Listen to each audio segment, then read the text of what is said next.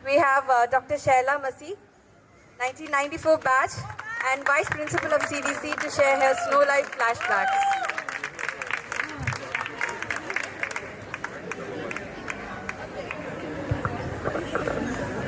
Hello, good evening everyone.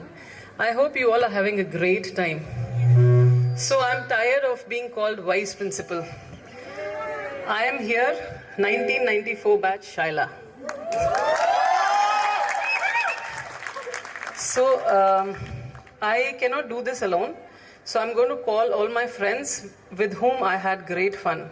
So I call Pooja Rona Miles, my classmate, Sheena Ramsey, who used to trouble us a lot, Renuka Bhatti, my classmate,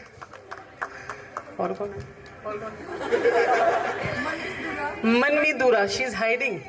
Come. Welcome all. She was my jogging partner. Shivali Mal, you want to join in? Okay. So we shall get together and tell you our incidents of what all we had been doing. You would never even dream these things that we have done.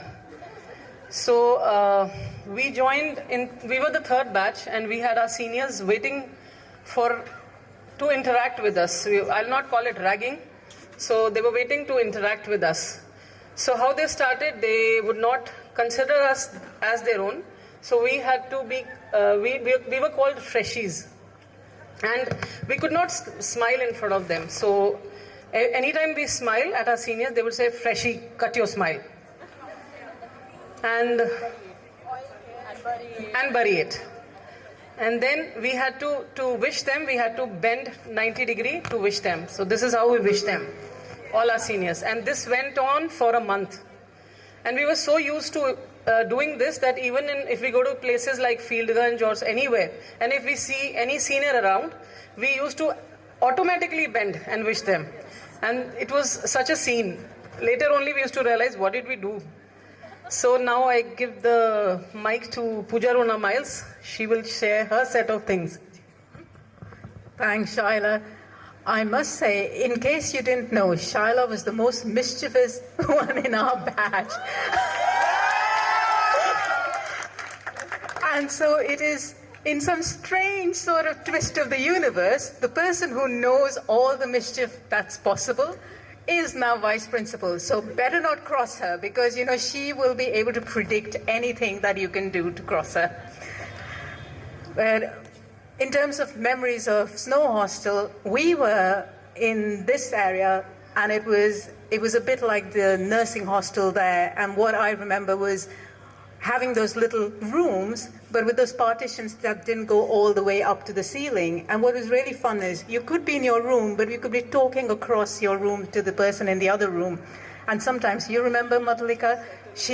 One of our friends, she would go and perch on top of the partition and carry on a conversation across all the 4 rooms in the lobbies.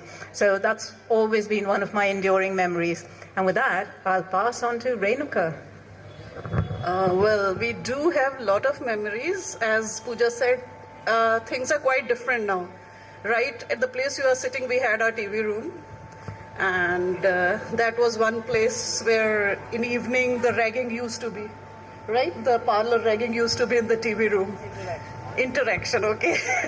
Well, ragging is banned now. Interaction is banned. But let me tell you that every single moment of that ragging made us closer to our seniors today. I don't know if you people noticed, but the rapport we had with our seniors, our pioneer batch and anybody, all those who have come so close we are, is I would say because of that ragging. Well, no controversies to rise here. So let's go back to the enjoyment part. So there was a hostel. And as she said, across the rooms, we could climb over those thin bars, and sometimes we would get stuck also, especially on Christmas, like a Christmas stocking. And the roof parties, where this is locked, there was a whole terrace up there, and we used to have parties there and have really great times. The hostel was one of the, I think you would agree with me, hostel was one of the most fun places for us. And all those things, even while doing all those things, one thing was always there, that there was a certain, a limit, a thing that we knew, okay, what we are doing will not harm anybody, and it was fun. And even today, when we look back at it, we know that whatever you do, always remember that it should not harm anybody else. It should be fun, but it should not harm anybody else. Then you make beautiful memories. Otherwise, they turn bitter. That's what I would like to say. Thanks. And on to Sheena.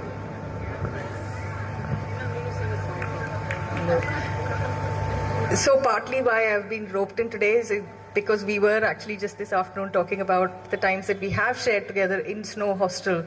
And so somehow I got called into this. But I remember one of my first memories, of course, coming into Snow Hostel was filled completely with dread, because I entered here, as many of you would have, girls I mean, would have come into Snow Hostel on your first day, joining in your first year. So I was completely terrified. And I was even more terrified to see some particular batches who I will not mention. But as it happened, I turned out, they've turned out to be some of my closest friends. And seeing them yesterday and today, even after many, many years, has been absolutely amazing. And on that same vein, I think one of my most favorite parts of being in Snow Hostel is just that actually we weren't just close with each other in our batch, but actually I've got, we were friends across batches, across years, and some of my closest friends are across those years. Some of my junior batches as well, who I publicly apologize for the pain and grief I may have caused in your first few weeks, but you have turned out to be some of my closest friends. Again, people I've not seen for years, but who are really dear to my heart because of the time that we spent here. And in that time, I think we also knew what everybody's skills were. So if we wanted to have Maggie at 10 o'clock at night, we knew where to go. I was told not to take names, but Renuka, I can, just say, because that's definitely Renuka's skill. We knew where to go. If I wanted to have, Shaila reminded me, if I wanted to have Aman chicken at 10 o'clock at night, she says, apparently one day I did go to knock on her door at 10 o'clock at night, so I knew where I would go if I wanted a buddy to have Aman chicken at 10 o'clock at night. So, yeah, I think they just, fish pickle, oh yes, how could I forget? Lots of my friends from Kerala would come back with fish pickle, and we'd ask them all to bring a bottle of fish pickle and banana chips, and that combination, I can still taste that banana chips and fish pickle. So yeah, lots of friends to thank for that. We used to also we were talking about going out to make phone calls. We didn't have mobile phones at the time. We had to go out to make phone calls in the STD booths. That's partly one of the reasons why I know a few Malayalam words, because I would be waiting in the queue with Anu, Nidhi, Anne, and they would just be saying, Sherry, vekite, vekite, vekite. I was like, come on, vekite now, guys, quick, it's my turn. So there were lots of bonding that happened during queuing for phone calls, queuing for food, queuing for toilets maybe, whatever, but there was lots of lovely memories there. But I think, oh yes, and also badminton. We had a few badminton champions. I don't know if many of you know, but our vice principal, do you still play badminton, Shaila? Yeah, okay, Shaila was even then a badminton champ there, along with Asha Philip, and running partners were Manmeet Dura. I got roped into cycling. We had a cycling phase once, but it was always because we would have paratha at the end of it. So I think I'll stop there, but yeah. Yes, now go to Manmeet Dura. We used to cycle to Lalko. Hi everyone. I always used to have the mic. All 5 years I was here, I was doing all the comparing. But it's been so many years. Don't feel like giving a speech at all, but quick random recollection of, when we joined in first year, from all the ragging, oiled hair and differently colored suits that we were supposed to wear to classes, and being ragged here with our seniors here. We have to dance to the thumkas of Bollywood actresses and Mumtaz, and we used to be ragged up there on the top floor, and the boys from the boys' hostel would be watching from the other side. And a lot of bonding and the best of friendships were born at this place. Thank you. Oh yes, that should have been me. Frenzies, yeah, that was one of the best parts. The very first memory of this place was like when I first came to this area, this hostel, just to see which room was allotted to me, and all the seniors waiting, and like while going back, they all were like, Freshie, you are coming today to hostel, na? And I was so scared, I didn't turn up that day. I just asked my father to stay for one more day. And then anyways, I had to come. So next day we came. And after, official interaction at the canteen, after the college hours, 2 hours official interaction was there. And then 3 to 4 hours over here. Interaction, ragging, whatever it was. But we really enjoyed. We had to perform for them. Later, when I interacted with my juniors, I realized it was scarier for them, the way we performed. So, and of course, many other memories, just like my friend shared, going to frenzies every month or every other alternate weekend, going for movie shows in the CMC auditorium, and standing in queues in front of PCOs or waiting at the near the warden on landline, waiting for your parents' phone call, late night Maggies, night canteen. That time that CMC new block was under construction, so there was a small tea shop there we used to go, and all lovely memories I have. Thank you.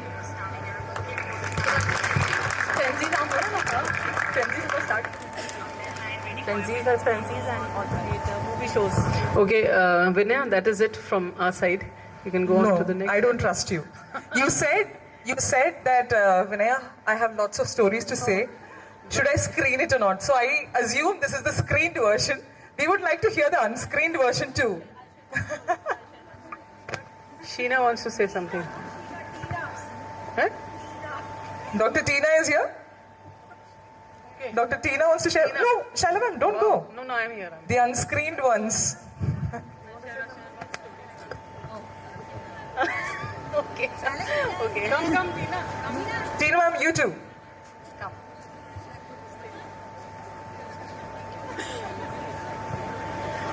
We were told about some white man ghost in this hostel, that there's a ghost of white man. Some seniors, they used to cover themselves with white sheets, and as they told you, we had 4 cubicles. Now this is totally changed, and on the top of the cubicle they used to sit and all covered in white sheets. So there was the stories of white man. So we were all very scared, and initially for a week or so we used to sleep in the same room. So one of our batchmates, I won't take the name, she was very brave. So we thought we'll take advantage of this white man story and let's just scare her. So we covered ourselves in the middle of the night at 1 or 2 a.m.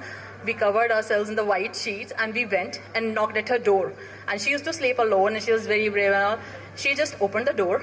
2-3 of us are standing in front of her in white sheets, and we're like, oh, white man. She was like, what? And we just, sheets utake, we're like, nothing.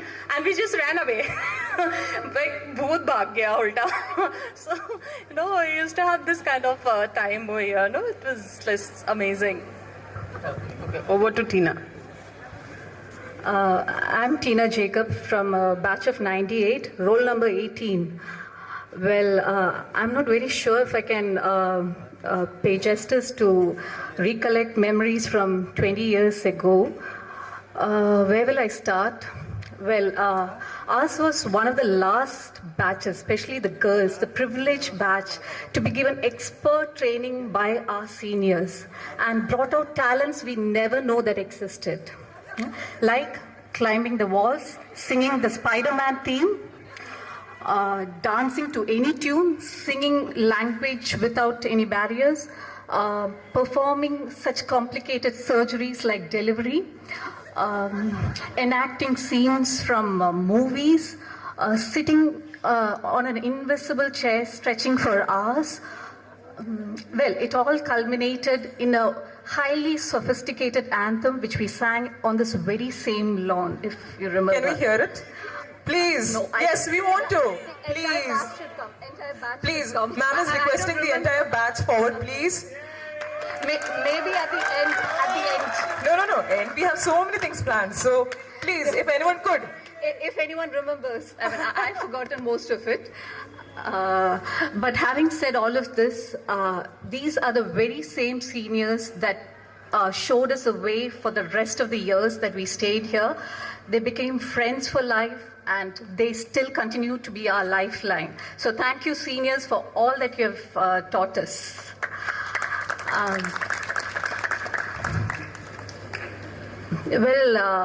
The rest of the years, what I remember was like most of it, we had our ups and downs, but mostly fun-filled times, occasionally studying, fighting in the TV room for the remote. Most of the times our rooms are messy, except on that special day, which is called the snow day. We are also at our very best. And I remember, yes, ours was a time when we had witnessed 2 earthquakes, and we survived along with this building that what we see this side. But having said that, we also had, including myself, some few people that, slept through the whole time. 2 times I slept through that period of earthquake. Weekends were the most awaited time where we could venture out to Chicken Plaza or ordered from Aman Chicken. And yes, of course, as like a few others said, queuing up in front of the PCO, which I'm sure most of our juniors right now are unaware of what it means. Then comes the festivities. The most looked forward time is the Onam lunch, Diwali sweets, Holi is all about colors, and yes, we had that specially reserved dress only for that day, and which not to be worn again. Then Christmas, it's all about lights and carol singing. One other thing is about exam time. What reminds me of exam time is when we take those dessert coolers out, clean it up, fill it, and get ready to get starting with our preparation. And you'll see all of us running scattered, moving on to our seniors, marking the otherwise fresh textbook, asking for what is important, what is likely to come. Preparation saw no bounds. We could be seen studying on the terrace, on the corridors, and even including the mess hall. And I think few of my batch people even managed to sleep on those very same tables. I think that's about what I can recollect right now. Let me just end up saying one thing.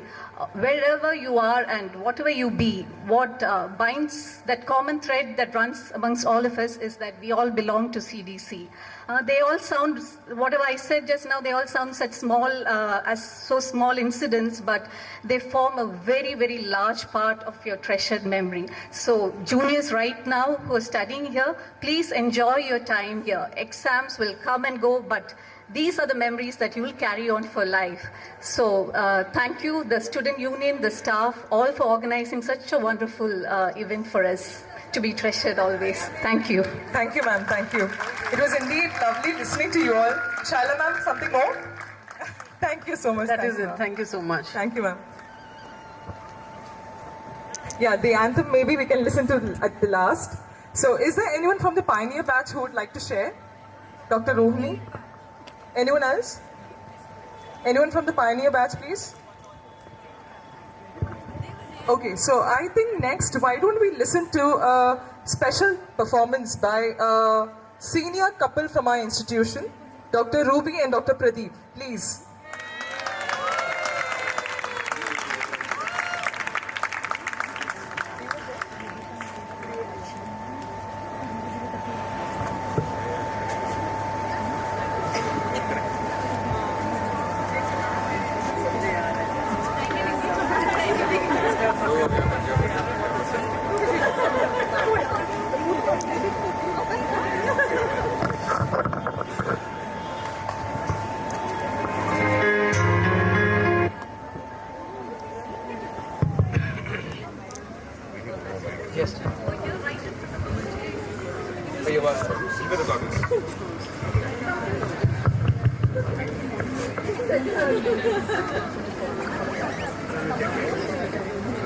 Yeah,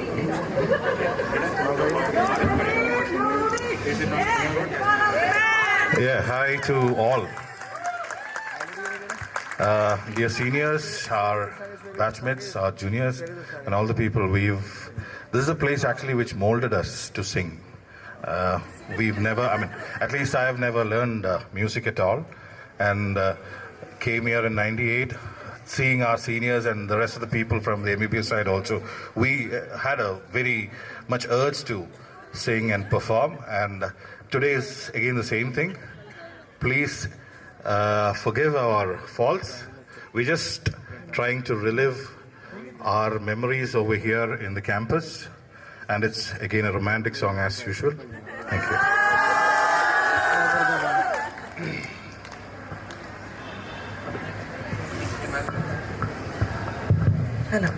Hello.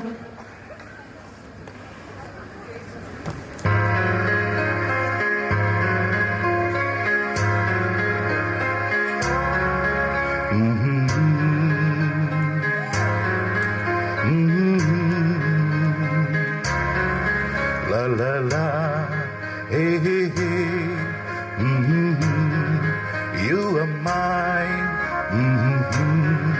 hey hey hey, hey hey hey, say you're mine. What do you think? पिया बोली जानो ना जिया डोली हौले हौले क्यों ये डोली जानो ना.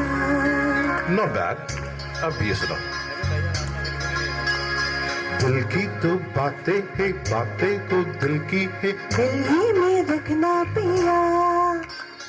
लफ्तों ना खोलो मत लफ्तों पर. आंखों से सबके दिया. पिया बोली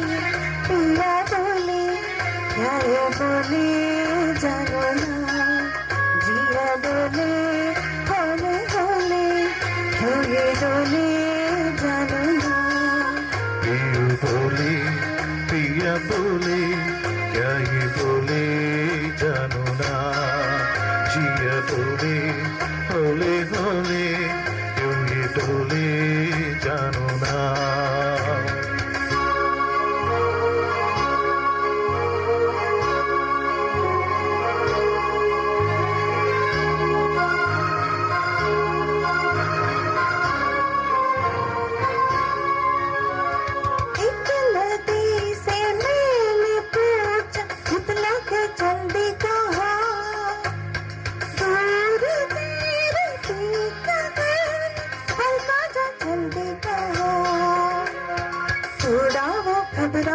थोड़ा सा शर्माई कुछ नहीं यहाँ से वहाँ. सागर से मिलना था उसका तो सपना था तेरी ये करा पिया. जिया डोले होले होले क्यों ये डोले जानो ना. जिया डोले होले होले क्यों ये डोले जानो ना. पिया बोले क्या ये बोले जानो ना. जिया डोले होले होले क्यों ये डोले जानो ना.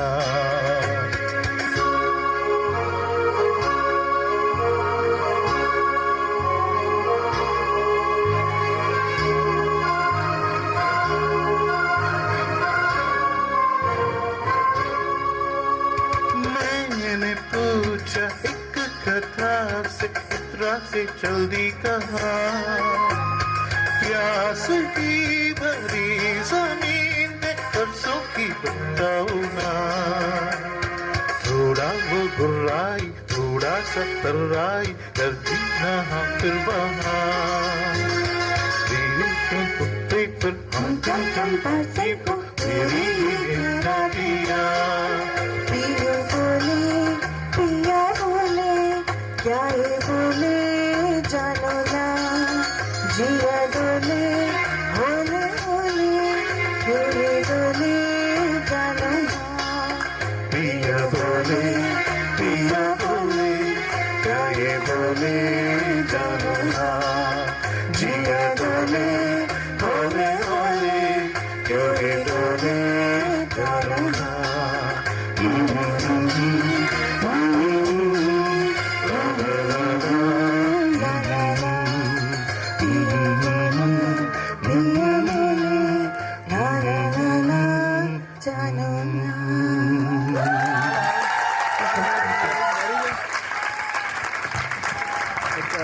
That was indeed awesome, ma'am. Awesome, sir. Like, that was far beyond what we could imagine. But you guys sang so beautifully. Thank you so much.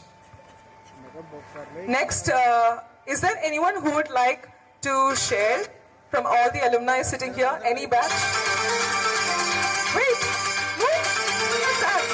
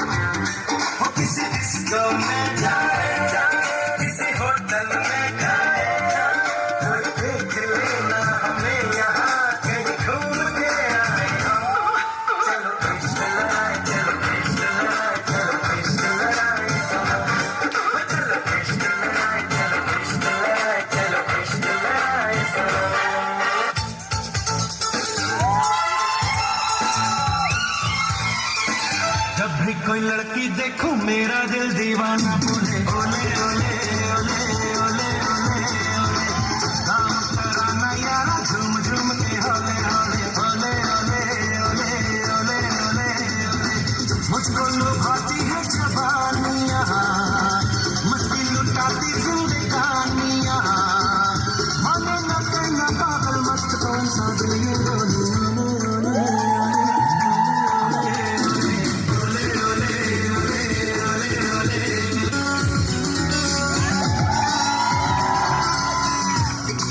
जीना तो है जाना तोहफा क्या लेके जाइए ये बताना खाली हाथ आए थे हम खाली हाथ जाएंगे बस प्यार के तुम मीठे बोल झिलमिलाएंगे तो हंस क्योंकि दुनिया को है हंसाना है मेरे दिल तू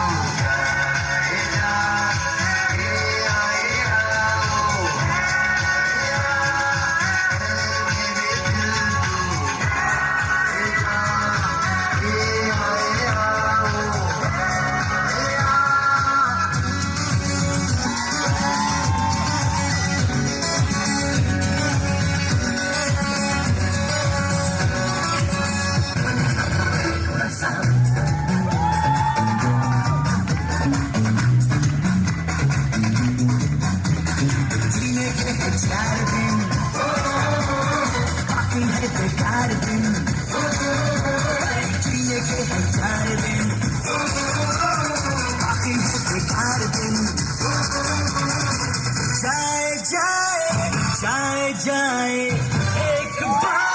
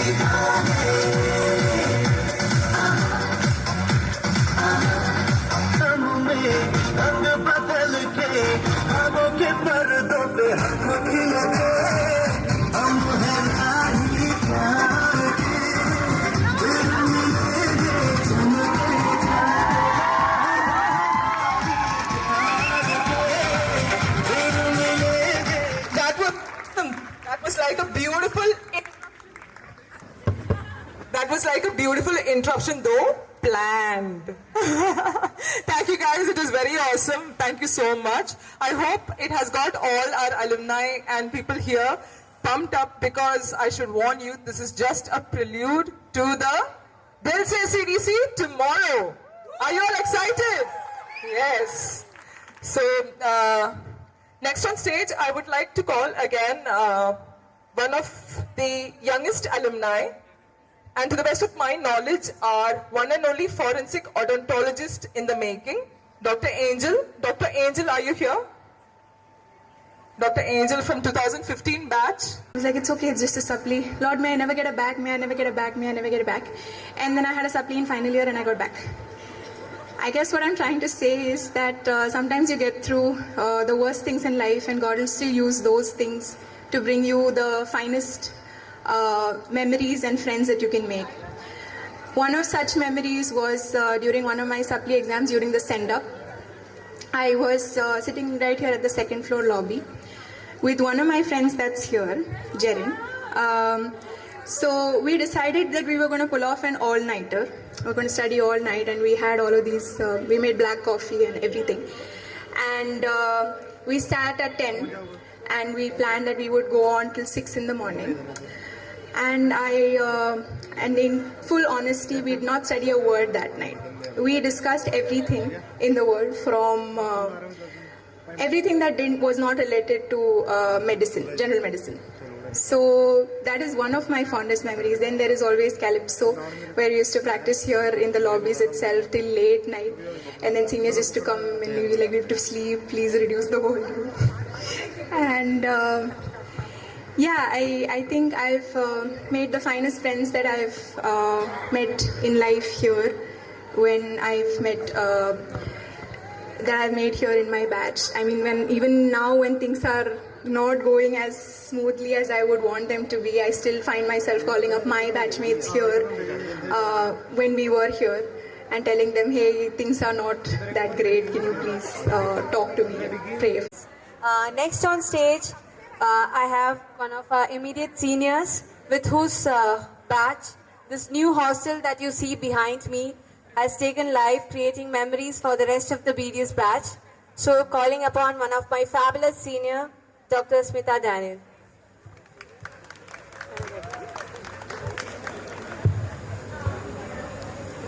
A very good evening to one and all. I'm Dr. Smita Daniel from the batch of 2005. It's an extremely great privilege to be here to share our experiences from the Snow Hostel. It has been very overwhelming. We have made wonderful friends, and as our lovely seniors have put it, we have had wonderful opportunities where we have bonded well with our seniors, juniors, and the TV room was full of fun. The shows that we watched during our times were Roadies and Splitsvilla. There used to be a crowd, room full of people, and there wouldn't be any place to sit. People used to bring chairs from their rooms to sit in the TV room. So these were some of the memories, and 2005 batch is one of the few batches who has actually stayed in the old snow hostel, and some part of it had broken down, and then we were shifted to a transit hostel in Jamalpur, and then we were brought back to this new hostel. So we literally changed 3 hostels, some of us. So that is our experience here. And one of the memories which comes to my mind is, it is not just we had friends in our hostel, like the mates in our hostel. We even had lovely animals, the dogs and the cats. So one memory which comes to my mind is, we were going through third year final exams, university exams, and after days of hard work, of studying, my friend goes to sleep, and those days we used to stay in these cubicles which did not have a wall up to the ceiling. So a cat jumps onto this partition, and from the partition it jumps onto my friend. And my friend is totally shocked by the thump on her chest. And trust me, the cat was equally scared as my friend Gloria was. So this was one of the experiences. And coming to the second experiences, generally the old Snow Hostel is the place where all our parents bid goodbye, either on the first day or second day when after getting admission. So in this case, there's a girl who gets an admission and her father lives in Ludhiana for the next 6 days. So one of the seniors picks up the student of first year and asks, there's a student in your class whose father has joined for BDS. And that student is none other than me. It was my father who stayed here for 6 days to ensure that I'm okay, I'm fine here. So that is again one memory. And I've come a long way from all that. And coming again as a takeaway, I would like to say that this is a place where we learn to accept people coming from different backgrounds, different cultures, and really adjusting and also making friendships for life. And this is a place which has given us lovely friendships and friends for life. And all the lovely seniors who are here stand testimony to the fact that we have got friends for life, and it has stood the test of times. And cheers to that friendship which has brought us here. Thank you once again, and I wish you all a happy stay here. Thank you. Thank you, Smita ma'am. That was indeed beautiful. I think Dr. Ruby and her gang is in full josh this time because she and her friends want to perform a group song for all of us. Thank you. Dr. Ruby, please. I will stay with you. We'll make it to the other side, like lovers do. Oh, that's a huge gang coming. I was expecting 3-4 people.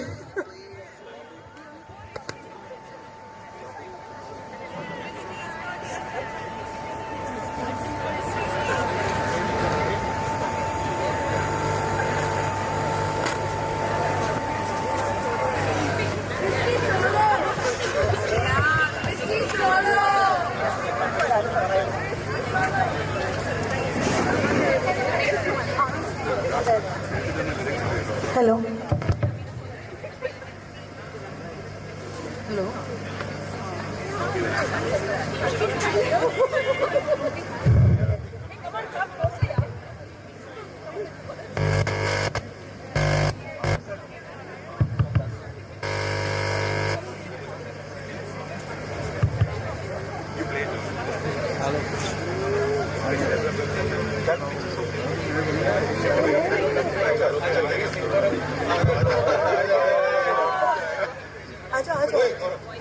Hello. Hello. Just manage it because ready?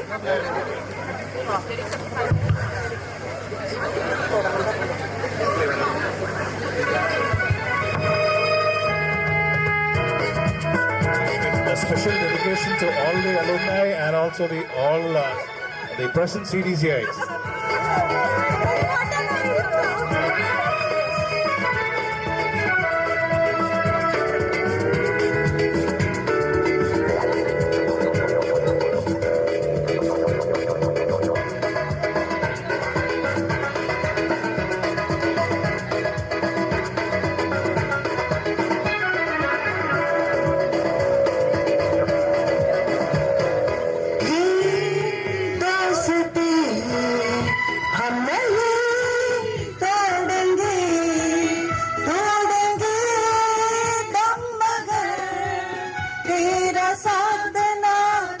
काटेंगे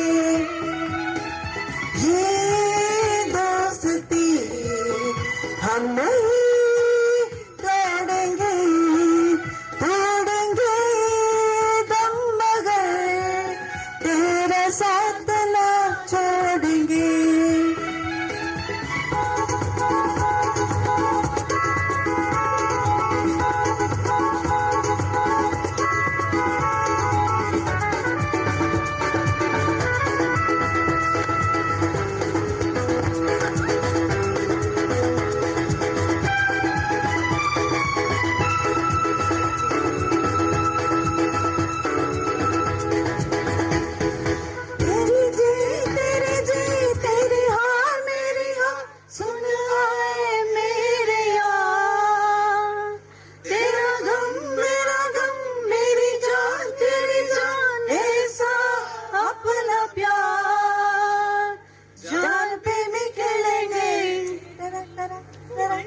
तेरे लिए ले लेंगे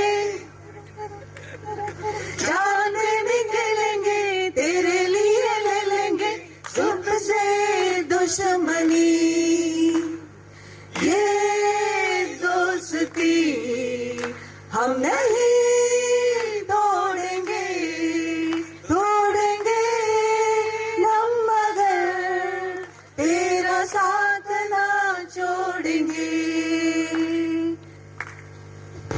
Thank you.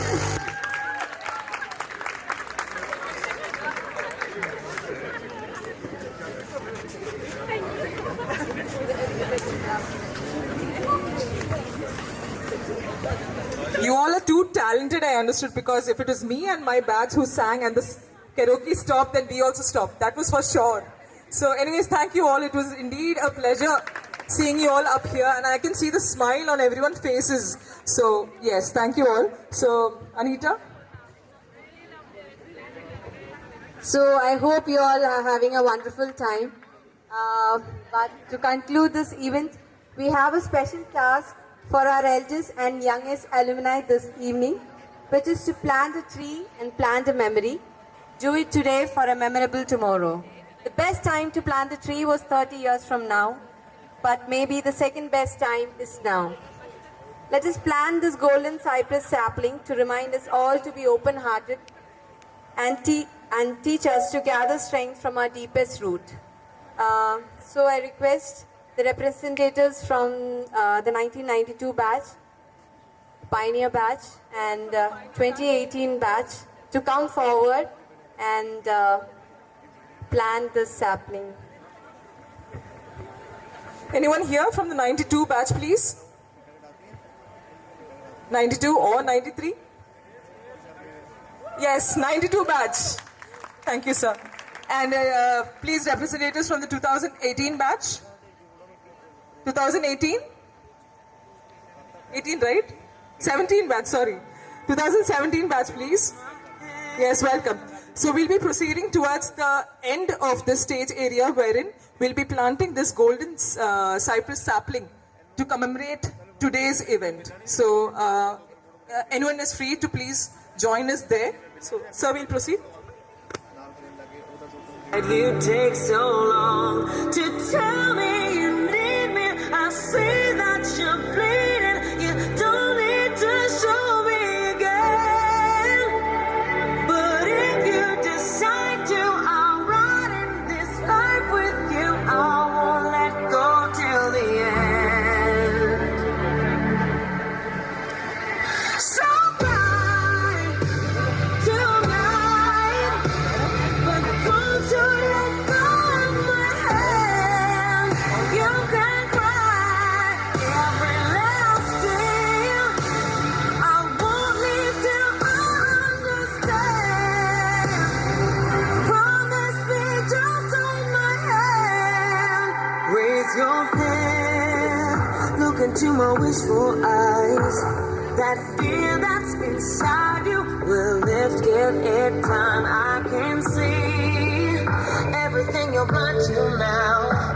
Your prayers will be answered. Let God whisper how to tell me in deep in. I see that you're bleeding. You don't need to show me again.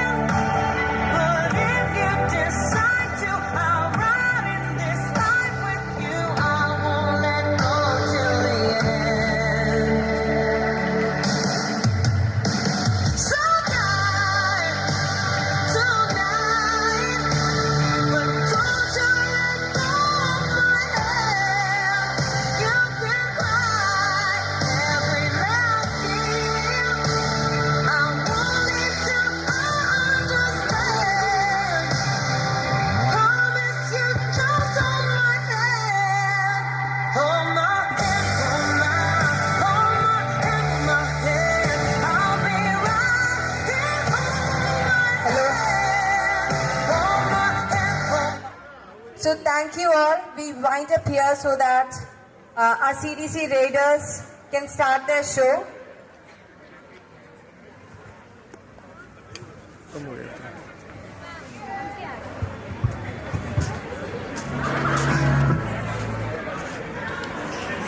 So we wind up here, guys, but there's a surprise. What is something that all seniors miss and you associate it with Christian Dental College in any event? Fancy, but we can't use that word now. There's just a little dark segment that we can have. Before we conclude, so I would...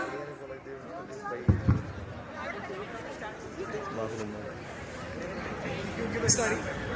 Is it audible now? Yeah. So before we... I hope it's audible now. Yes. So before we finally conclude, I would like to say, let the music play and the dance begin. So everyone, that has been a very fantastic evening today, and I hope that you all are all pumped up because I bid you adios here, but we'll see you in the court there soon. Thank you. Please everyone, enjoy the evening.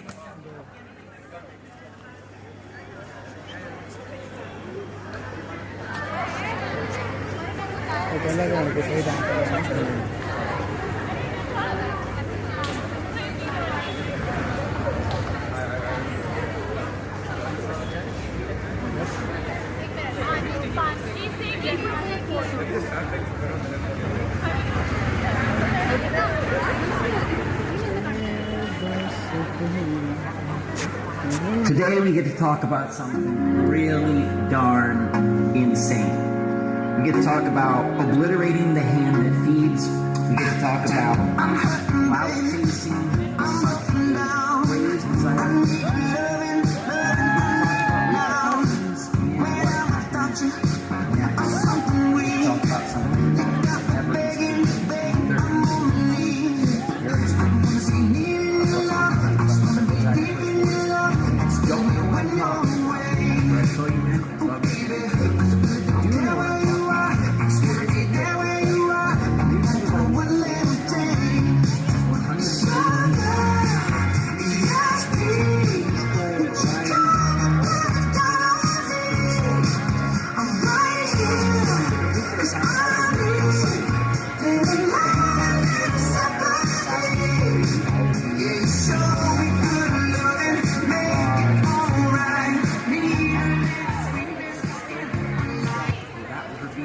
big stuff from metalhead.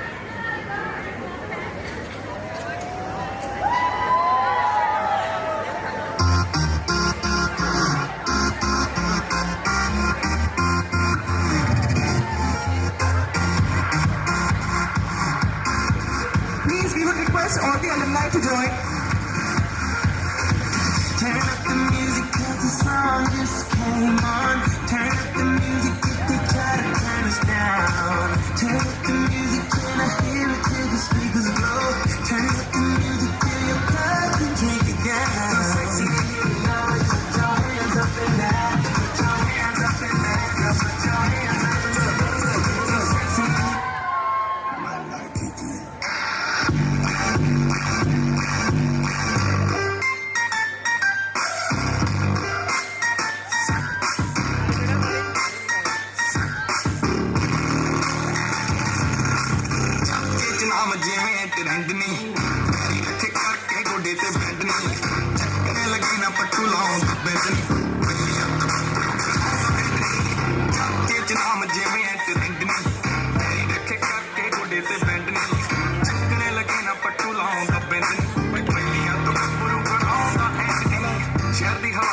ਸਾਡੇ ਵੱਲ ਦੀ ਅੱਜ ਸਾਡੇ ਵੱਲ ਦੀ ਪਤਾ ਨਹੀਂ ਕੱਲ ਦੀ ਉਹ ਬਦਲੇ ਜੇ ਕੱਲ ਵੀ ਤਾਂ ਕੋਈ ਗੱਲ ਨਹੀਂ ਚੱਕਰ ਜਵਾਨੀ ਜ਼ਿੰਦਗੀ ਐ ਚੱਲਦੀ ਚੱਲਦੀ ਚਾਲੀ ਤੇ ਮੱਠੀ ਰੱਖਦੇ ਸਪੀਡ ਗਾਣੇ ਗੱਡੀਆਂ ਚ ਚੱਲਦੇ ਰਿਪੀਟ ਕਹਿੰਦੇ ਹੁੰਦੇ ਪਾਉਂਦੀ ਛਾਤੀ ਹੀਟ ਸਿਰ ਹਿਲਦੇ ਜੱਪ ਜਿਵੇਂ ਚੜ ਗਈ ਨੀਂਦ ਜਿਹੜੇ ਚੁੱਪਦੇ ਰਹਾਂ ਜਿਹਦੇ ਤੇ ਕੰਡੇ ਕੱਢਣੀ ਅੱਖ ਦੇ ਇਸ਼ਾਰੇ ਨੇ ਰੱਖ ਕੇ ਚੜਨੀ ਆਏ ਸਾਲੇ ਆਉਂਦੀ ਗਾਣਿਆਂ ਦੀ ਫੰਡਨੀ ਰੱਬ ਸੁੱਖ ਰੱਖੇ ਕਿਸੇ ਦੇ ਦਵੈਲ ਦੀਆਂ ਉਹ ਚਾਚੇ ਚ ਨਾਮ ਜਿਵੇਂ ਤੇ ਰਹਿੰਦੇ ਪੈਰੀ ਰੱਖੇ ਕਰਕੇ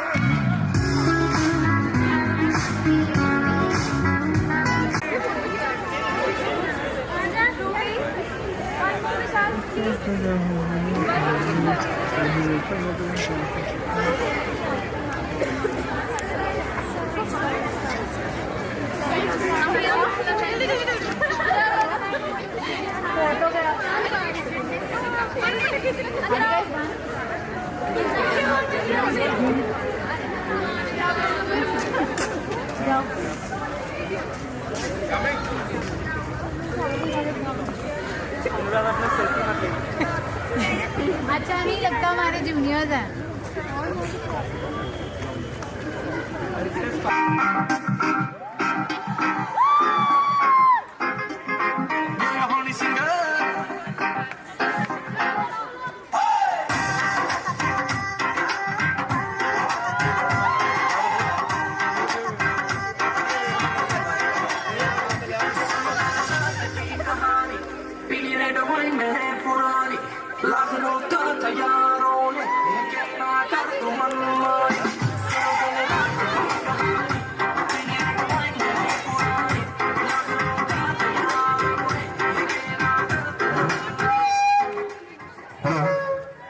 Hello guys, the much awaited lemon chicken stall is now open.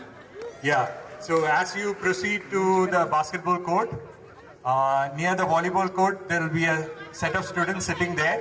Just give your orders there, place your orders, and by the time you come back after the game, lemon chicken will be ready. Okay, but make sure you give the order on time so that everything is hot and ready. Okay, got it?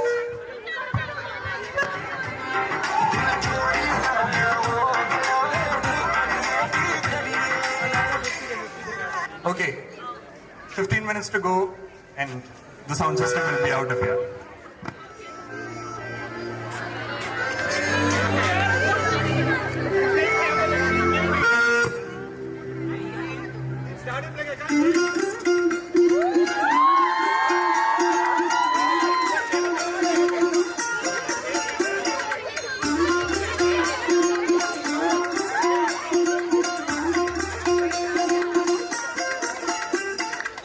പച്ചക്കിളിക്കൊരു കൂട് പച്ചക്കറി പഴയുള്ള കൂട് ആ പച്ചക്കിളിക്കൊരു കൂട് പച്ചക്കറി പഴയുള്ള കൂട് കണ്ണാടി കെട്ടുന്നുണ്ടല്ലോ ഓ അത് നിന്നെ കൂട്ടാനാണല്ലോ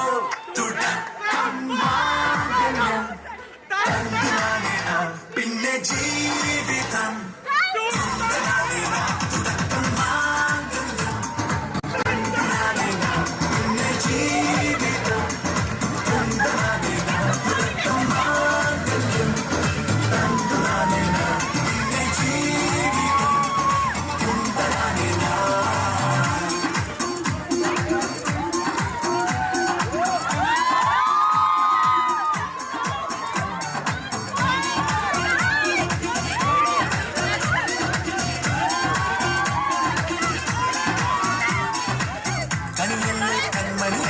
ആദ്യം ചൊല്ലും കനവും കണ്ണാനെ വീക്കൊള്ളേ നീയും ചൊല്ലും കഥമാറും ചേകവനാകും ഉറുമിയെടുക്കും കടവീരൻ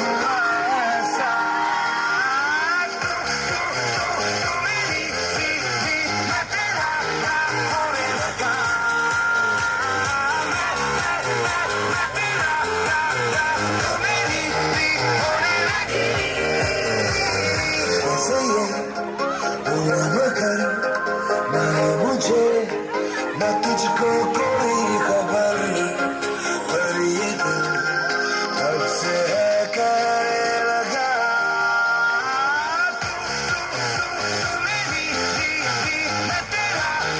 होने लगा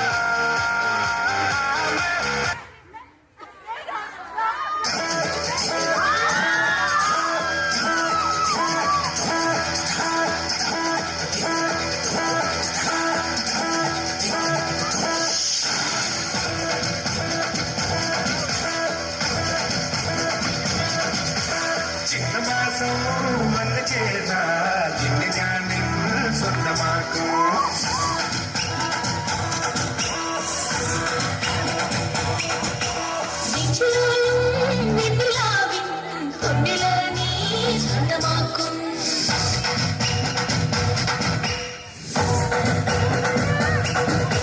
മേഘപ്പട്ടുകൊണ്ട് മാനത്ത് കോട്ടയ്ക്ക് നിന്നെ ഞാൻ കൊണ്ടുപോകും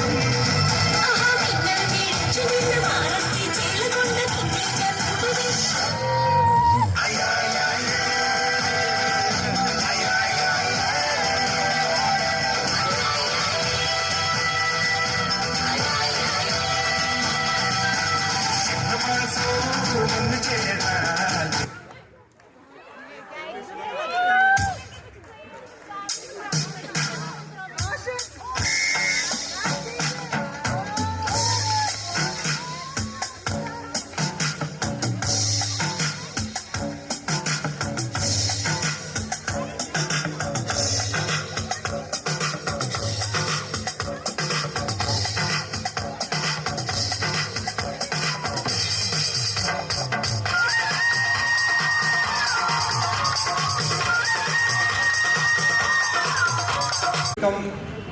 the captain of the team, Team Raiders, to come and to the court first.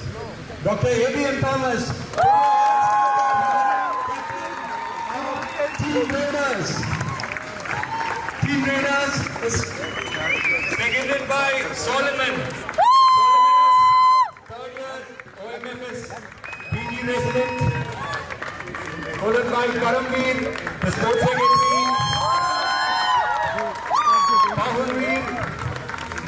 From the intern batch, Jaren from the final year batch, Kumar from the final year batch, Arvind from the final year batch, and the youngest raider, Yadharth.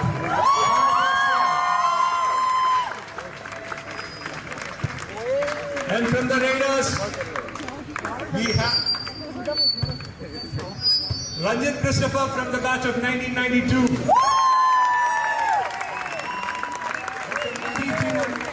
From the batch of 1995. Dr. Kapil Sankhi from the batch of 1997. Dr. from the batch of 1998.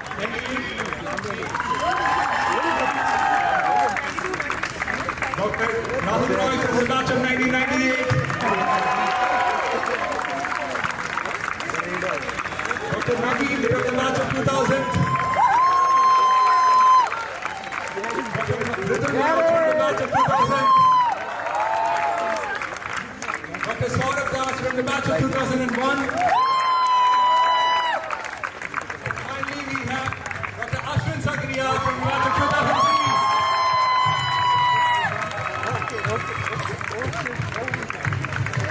Put your hands together, guys. And to appreciate the match, we have Associate Professor from the Department of EMT, Dr. Sunil Varghese. Dr. Tanu from the batch of 2001.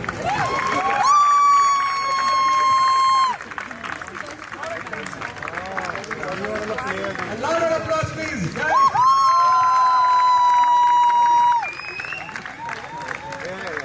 To appreciate the match, we have Dr. Sunil Varghese from Department of EMT to assist. We have Shantanu and Joshua from the final year MBBS batches. Put your hands together, guys. And the players for a team photograph before we begin. A team photograph before we begin the legendary, customary Legends vs Raiders match.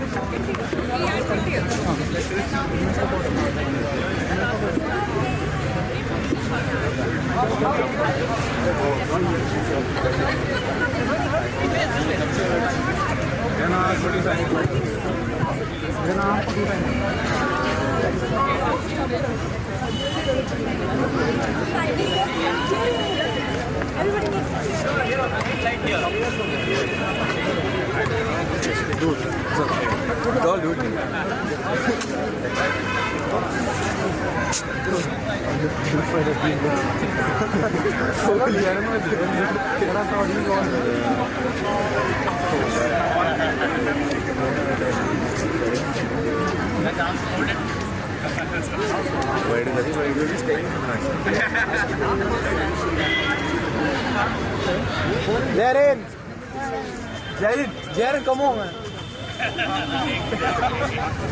Really fine, man.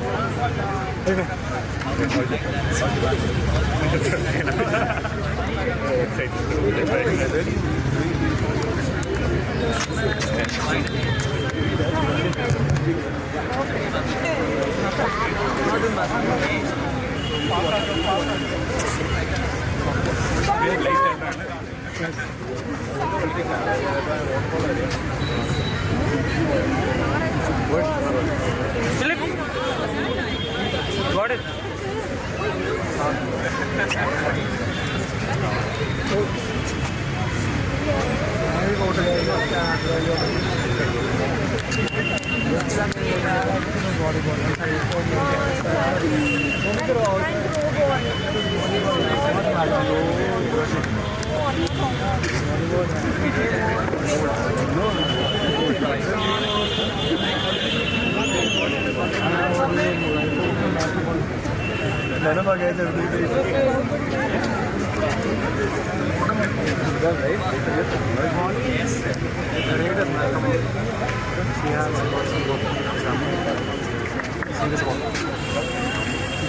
Yeah, see the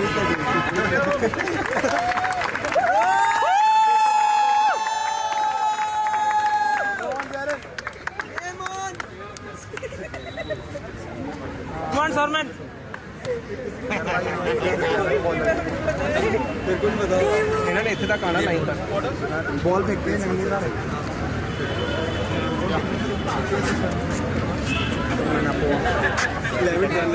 हाँ battery भी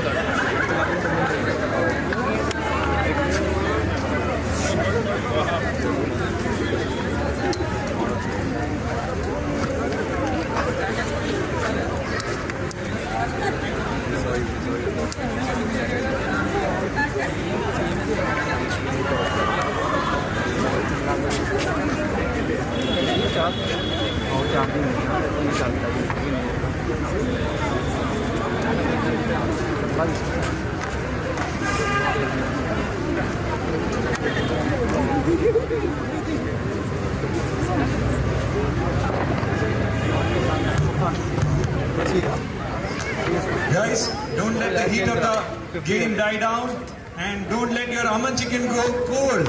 So make your orders right next to the gate and it will be ready by the time the match is over. So kindly proceed and make your order so that by the time the match is over, your food is ready. We are shortly beginning the match. Orange and black are the team legends, and in blue and black are the team raiders.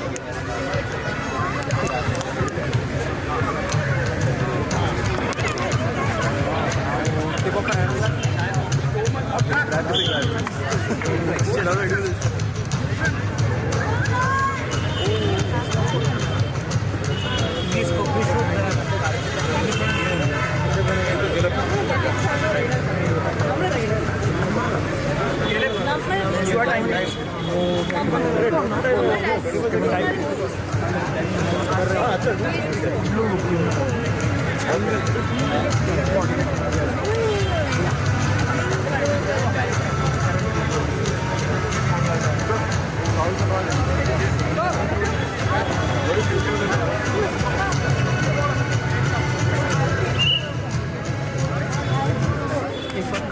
कोने से भी ले लेना, दोनों कोने से इस side crowd आ जाएगा। अभी कर लूँ बाद में करूँ, अभी कर लूँ, अभी कर लूँ बाद में करूँ, जैसे मर्जी आपको लग रहा है। बाद में प्ले हो जाए फिर स्टार्ट हो जाए। कोने से चले जाना, साइड से चले जाना, अभी चले जाना, कर ले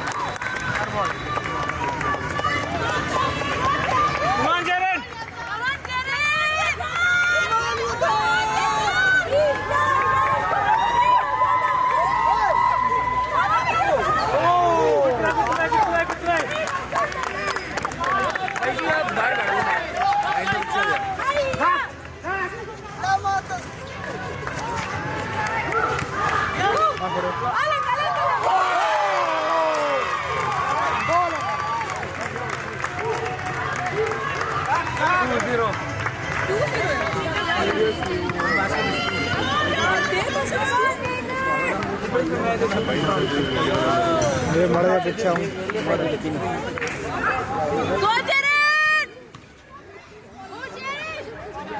फॉल फॉल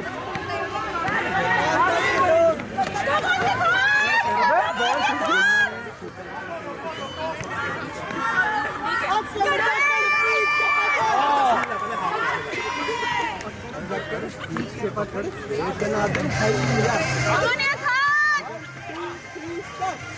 पकड़ खींच के पकड़ भैया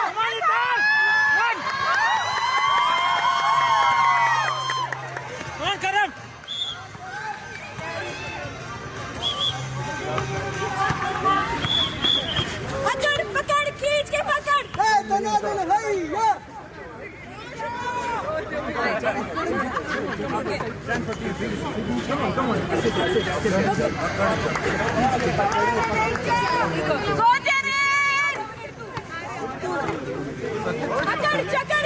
पकड़ भैया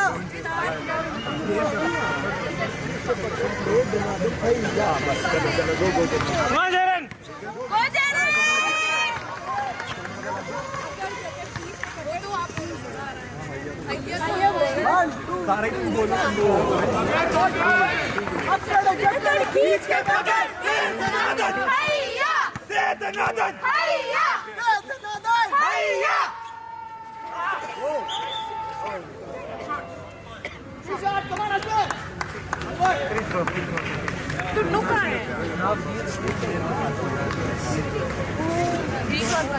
ये तो कर देंगे यार, बहुत अच्छा अश्विनी तो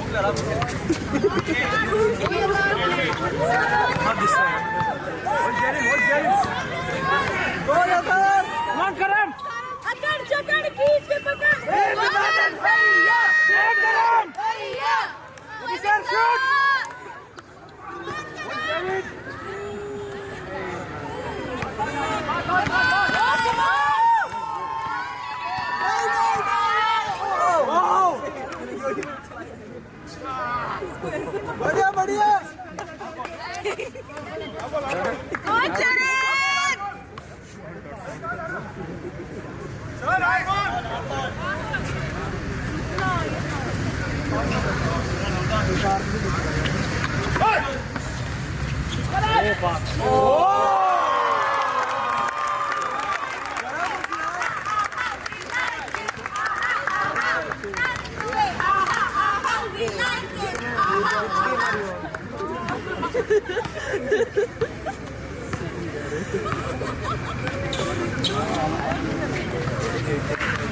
Come on, Solomon, sir. Yes.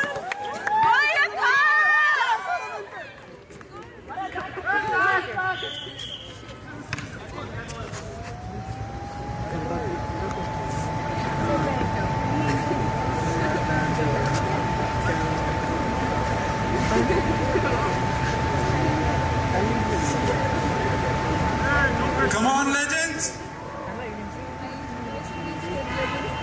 Come here.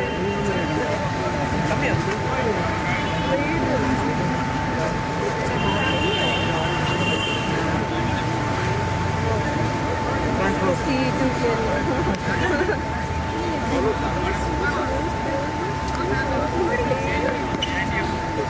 Yes, CDC, come on!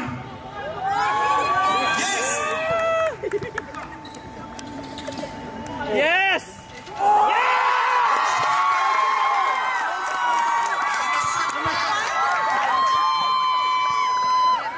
Good job. Caleb, is that 3? Yeah. 3.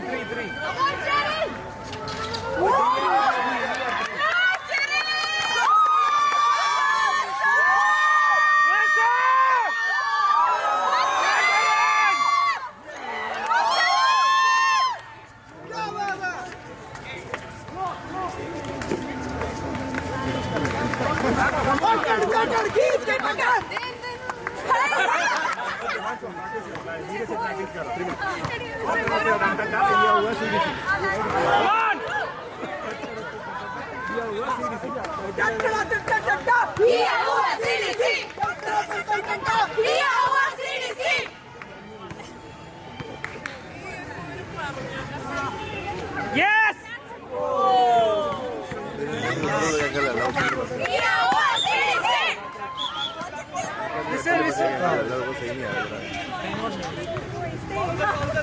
Come on, CDC, let's try some cheering. I'm going to say da da da da da da. You're going to say yes. Da da da da da da da. दिया हुआ CDC. Da da da da da da da. दिया हुआ CDC. Da da da da da da da. दिया हुआ CDC. Our ball, go. Jared! Come on, Jared!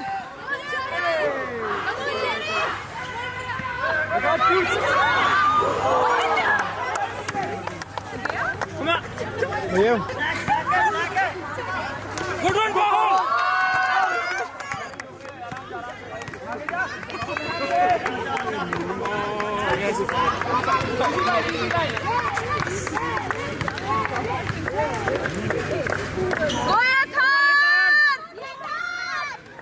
Yes!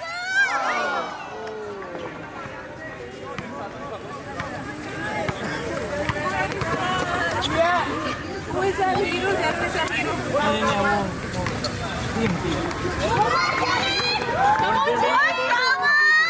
on, Jared! Jared!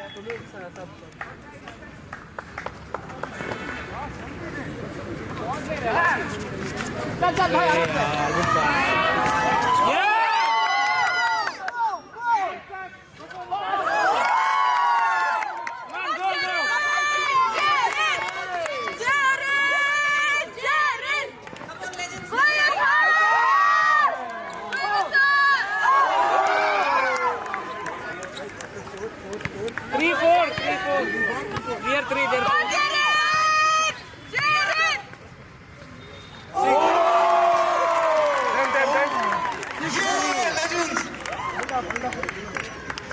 The score is 3 for the Raiders and 6 for the Legends.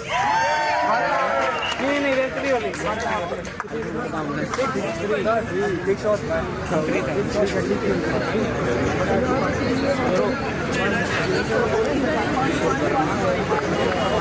Requesting Priya, Dr. Priya, Dr. Nidhi, Dr. Ann, support staff, team players to come to the commentary box. The Raman chicken is ready. Dr. Priya, Dr. Ann, Dr. Nidhi.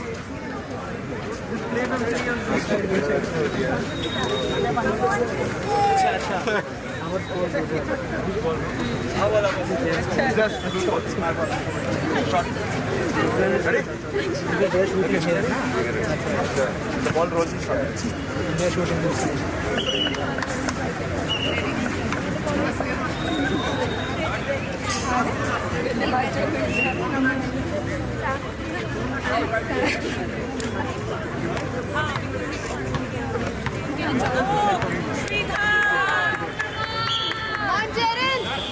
Come on, CDC!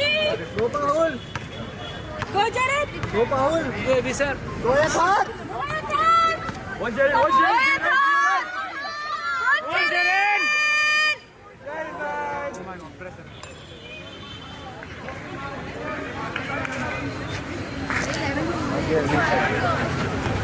One, Jared! All you! Paul! Paul! No, Paul, Paul!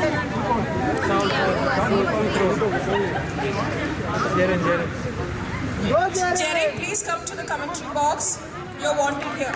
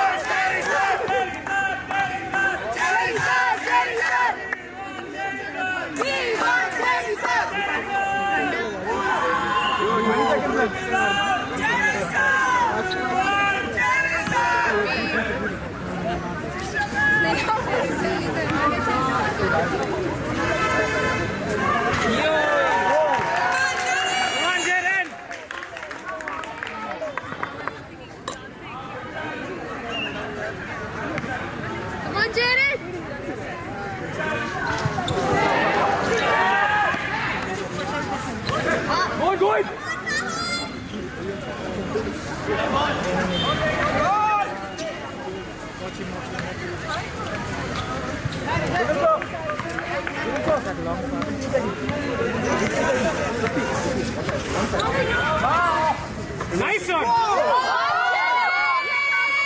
on, you got 3 on you. Come on,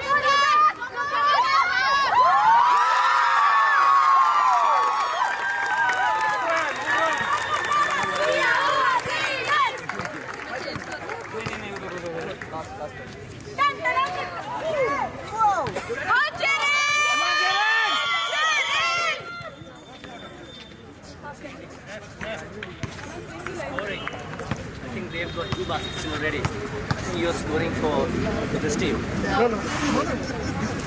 So they're scoring for you. This is for you. This is yours. Make your orders now so that you can have your food. Five. After the match. Should be 5, 6.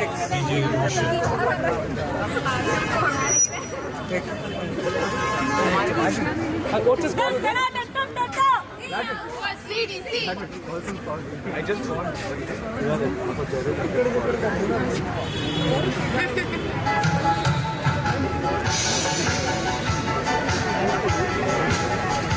Caleb, what's the score there? What's the score over there? 5?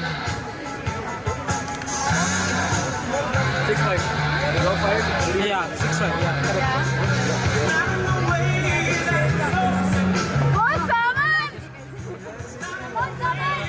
Where's Josh? Send me.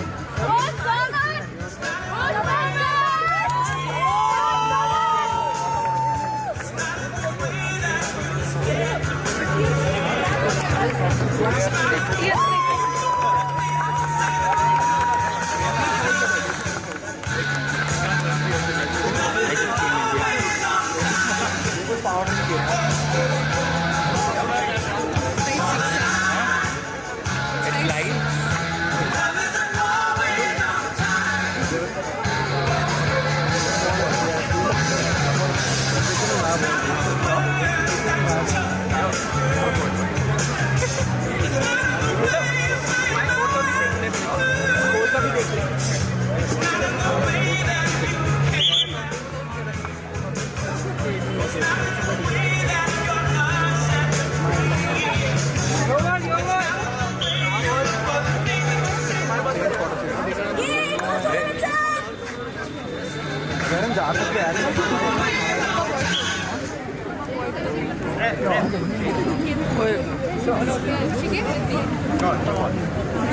ਚੂੜੀ ਘੁੰਮ ਗਈ ਇਹਦੀ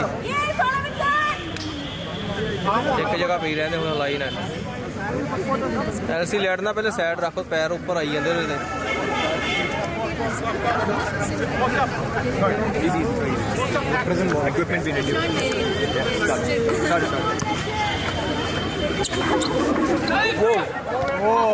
Same. Hold. Go is out. Go.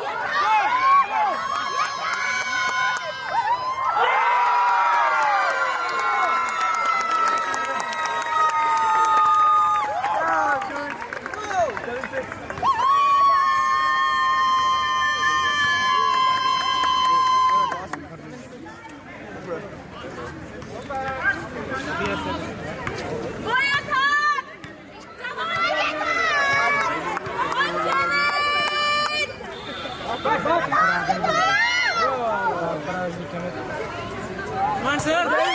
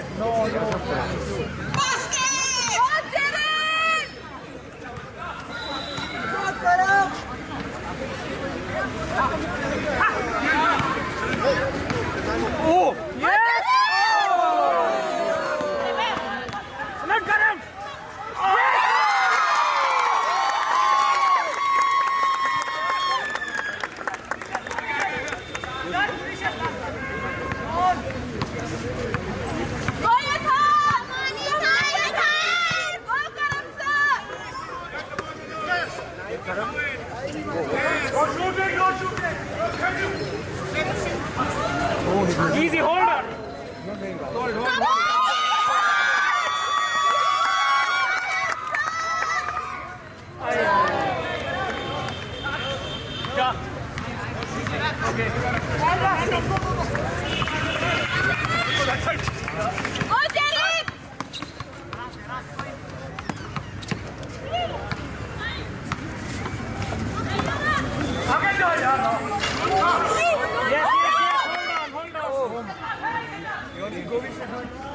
Good one. So you should play ball.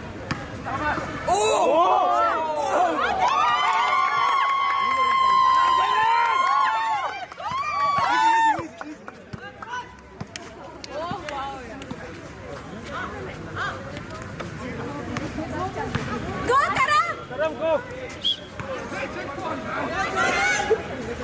Yes.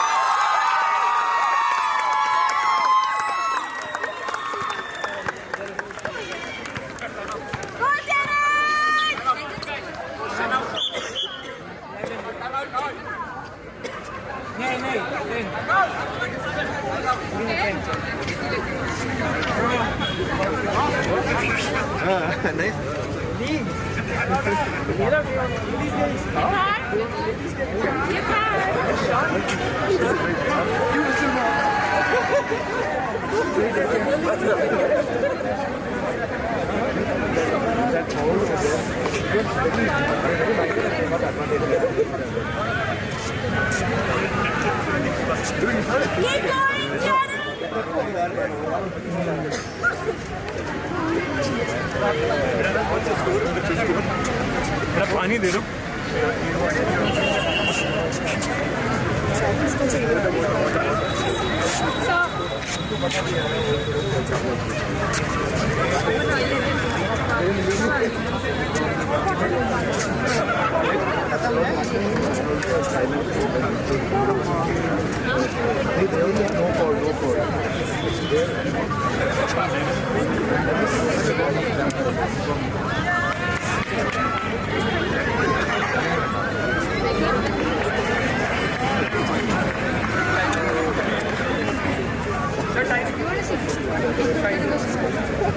At the halfway mark, we have the leaders at 11 points.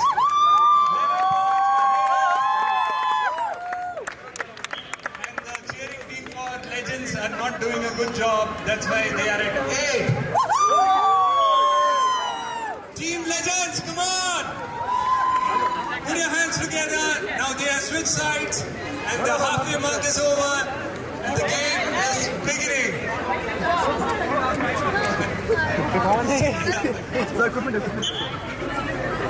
Come on. Come on.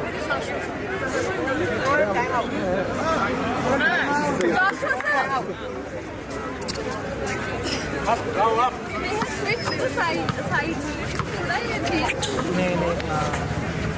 Hey, oh!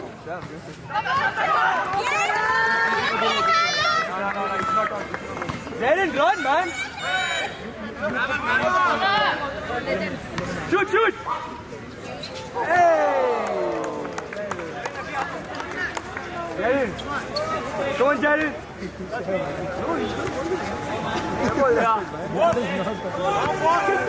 Come on, Jaden!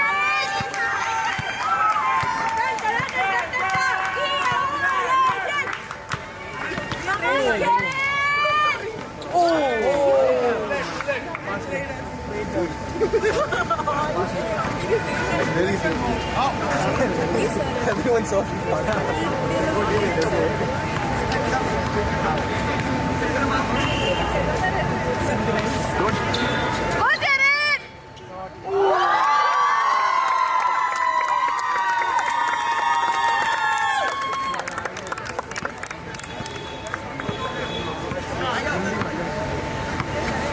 Pick and roll, pick and roll.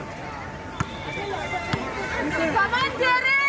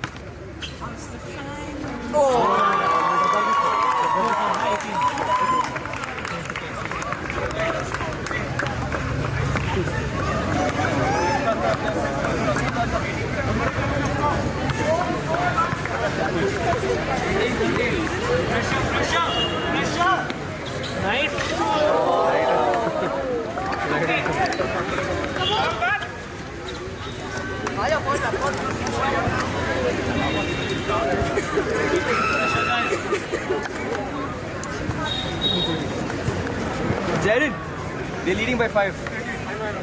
Get this shit together, man. Go Jared! Come on, Jared!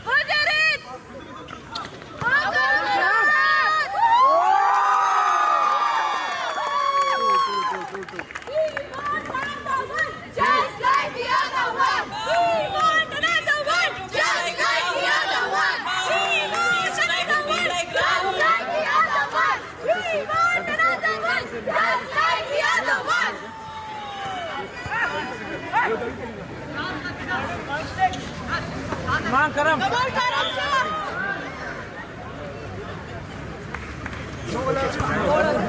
Count it. Let us go. What's the score?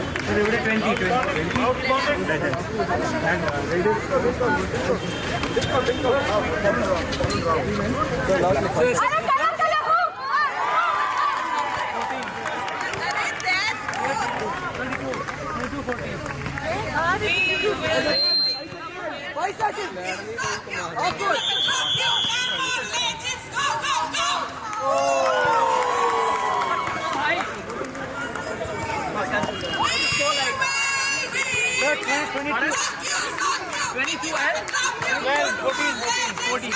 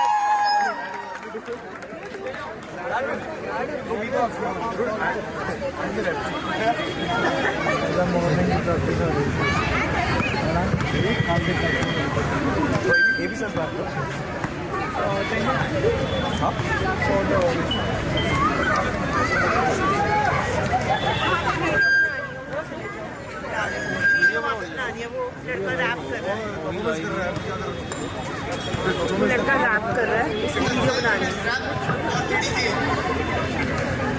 बोला कि नहीं?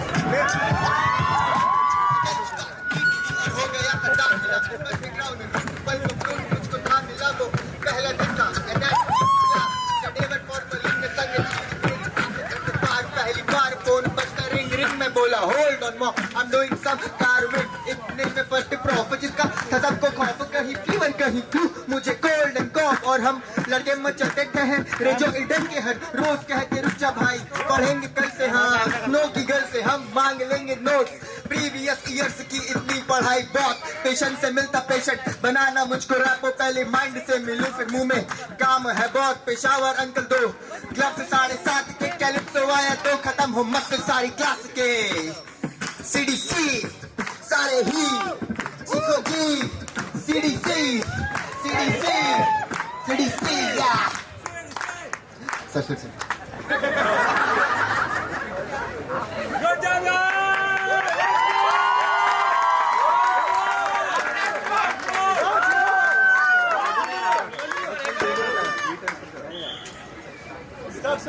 Yeah, go.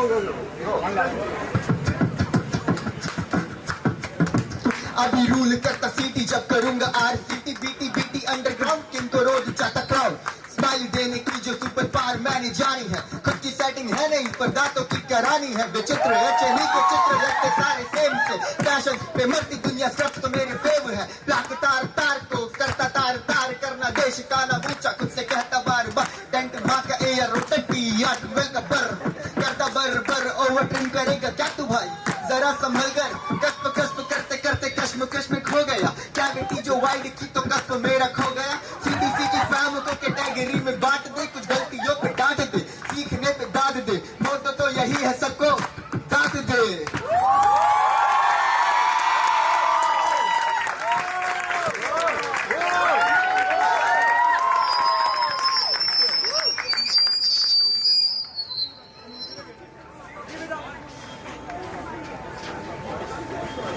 Hello.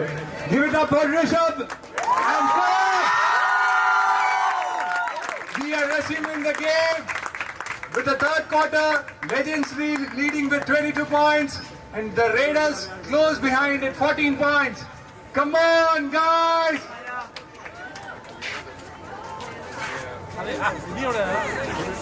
चल आजा बैठ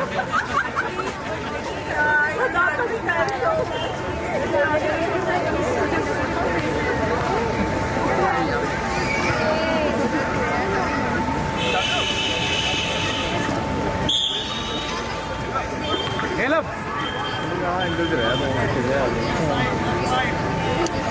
Get your ass over here.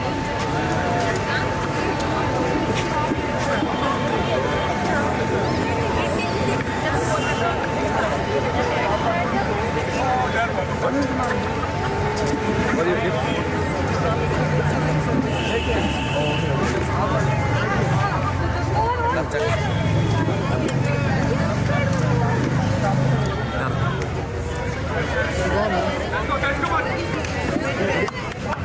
Okay, guys, come on, Jai. Okay, my man. Tell them to put 14. You got it? 14 करके दिखाएंगे हाँ भाई हाँ Okay, my man. कोई भागेगा अंदर यार, कोई भागेगा।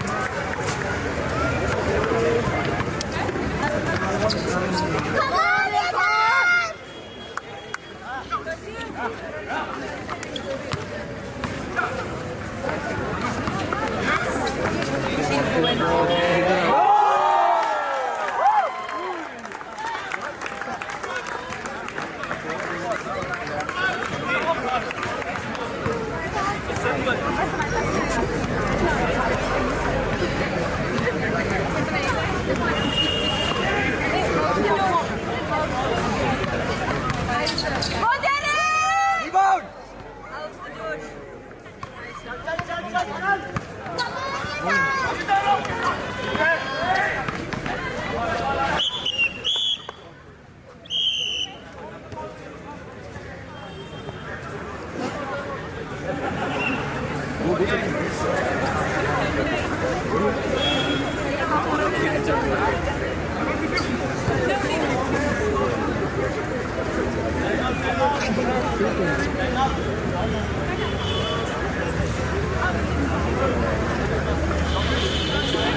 Admin, half court.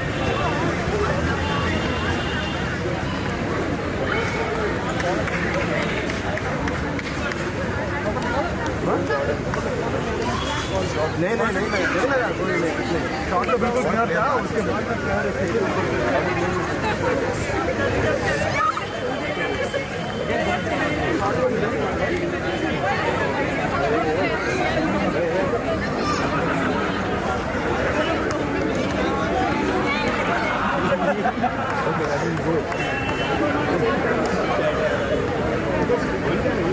black ball, right? Black ball.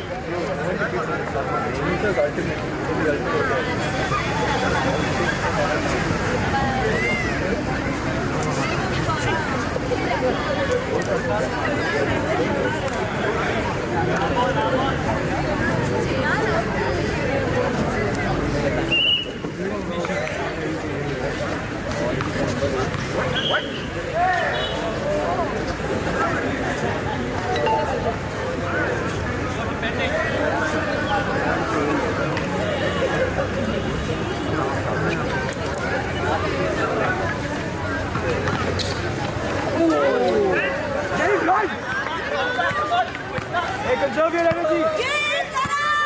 I got it. Go, Jerry!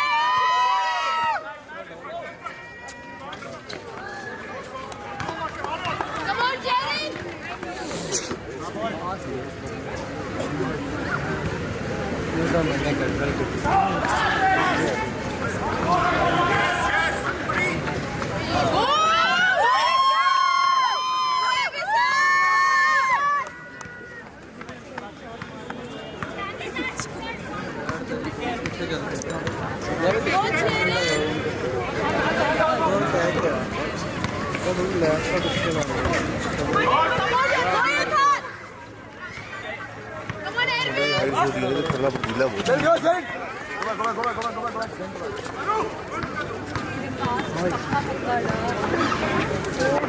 अभी तो नहीं होगा क्या हुआ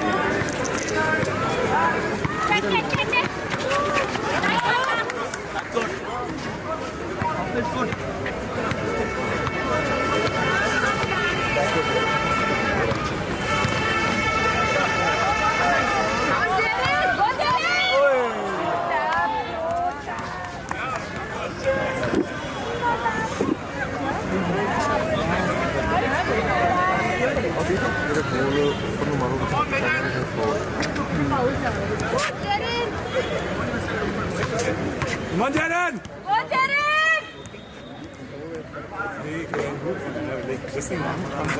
What time, man? Come on.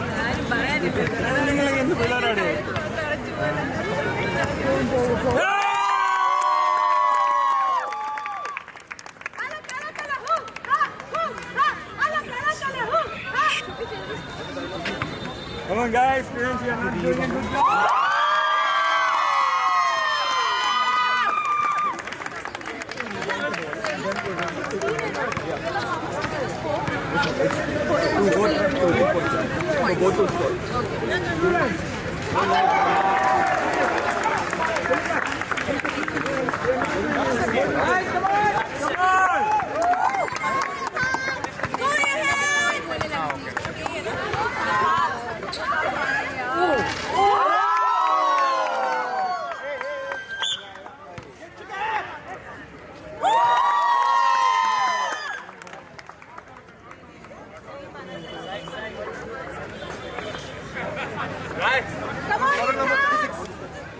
Forward number 36, 36 black.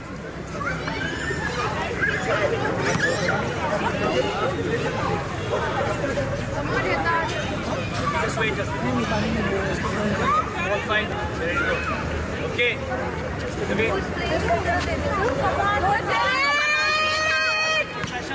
That's it. Whoa. Come on, your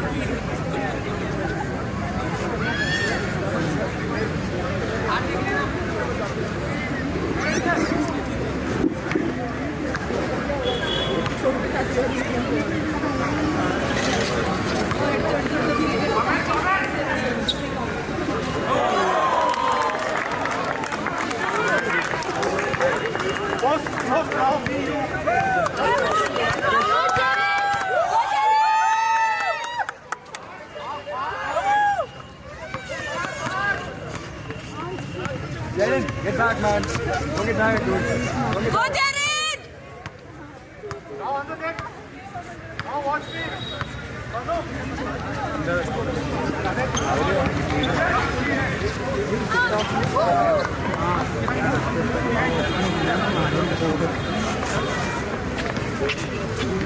Come on, Yatar! You can do it! Yes!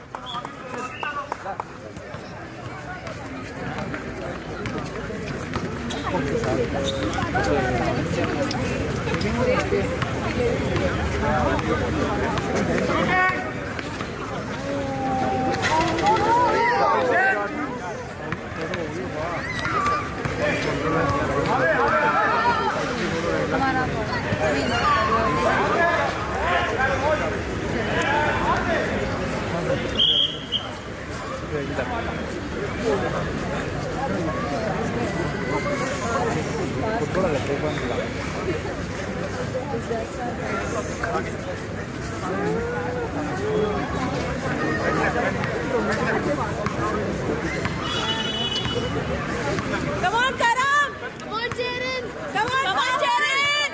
Come on, Nathan!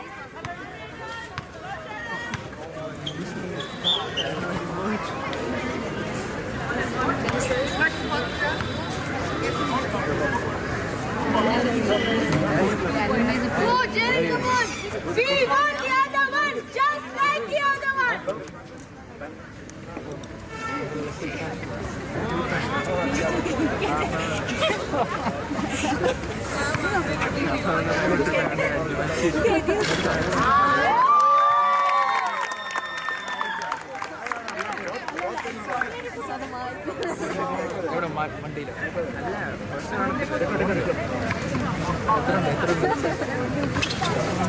Go back, Hansa!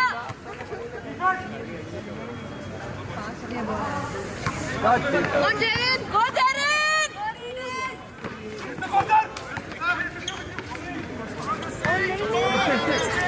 Keep it low, keep it low. He's not a 6-footer.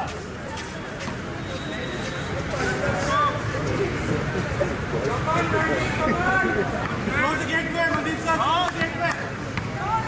Close the gateway. Close the gateway. Sita, make you get to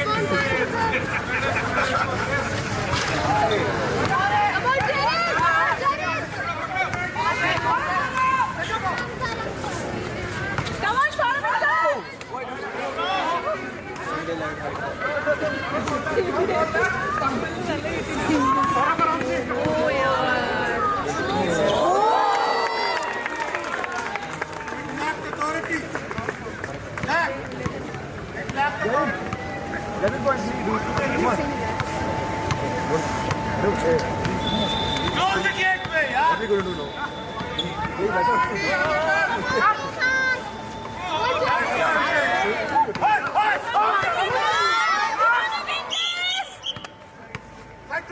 Side close, quick! Go get it!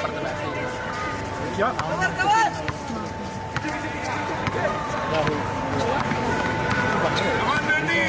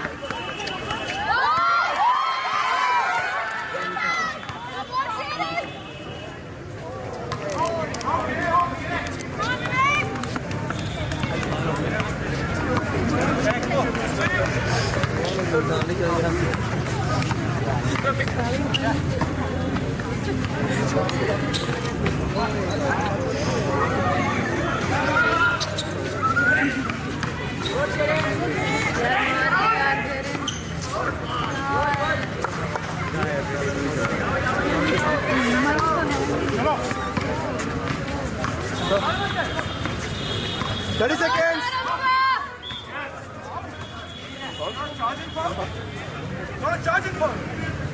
I got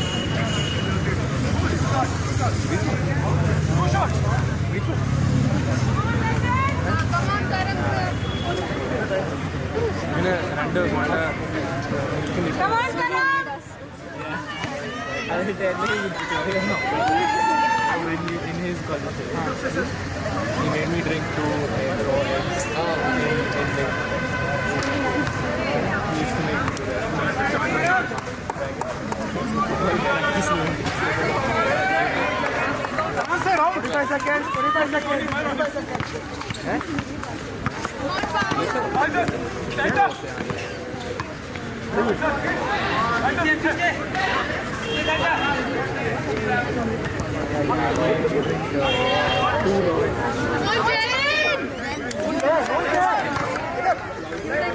I would be, he play basketball, I would try to football. So basically he'll come to my house and then he'll go to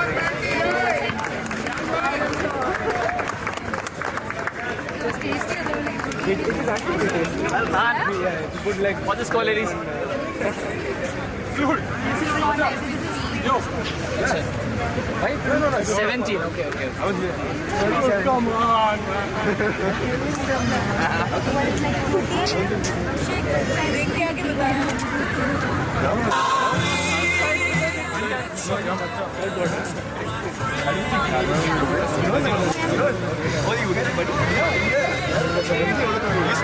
No, how like that?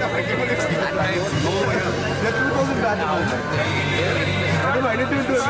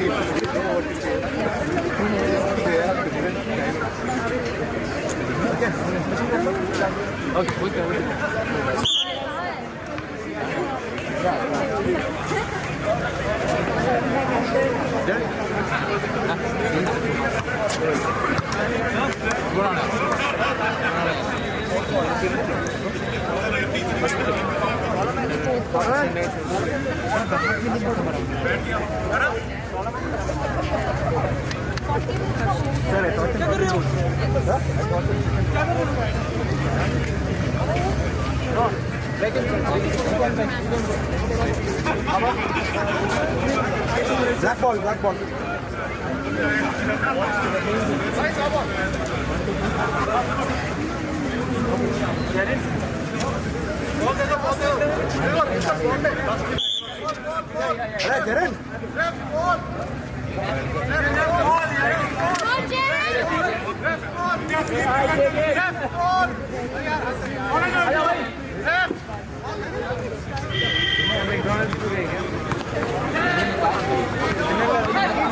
Watch your back.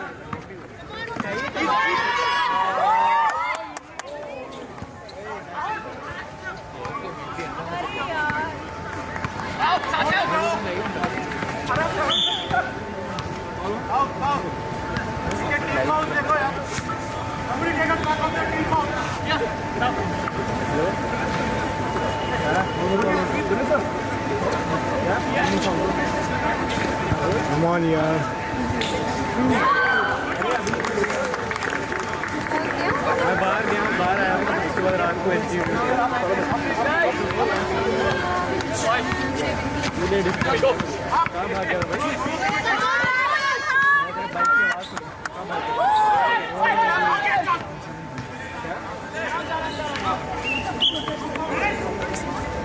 बाद में खेलेंगे कल खेलेंगे तू खेल ले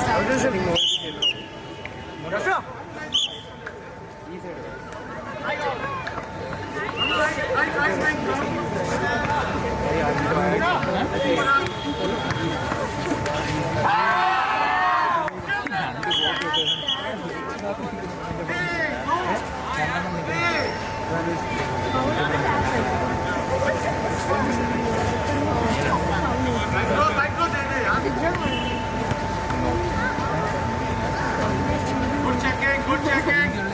Watch it, watch it. Watch the screen. Hey, right into you. मुझे कौन है वाला है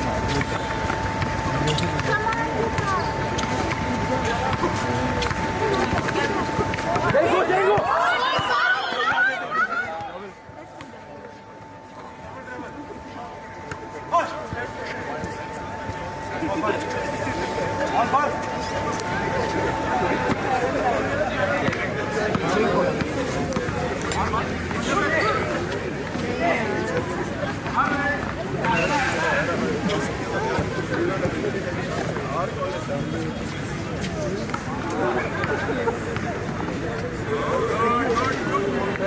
Come on, Jared!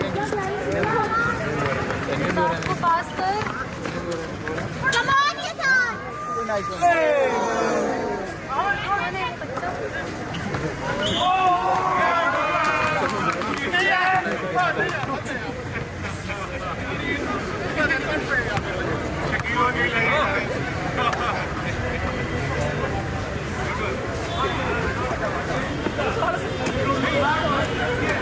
Bravo! Bravo! Bravo! Bravo!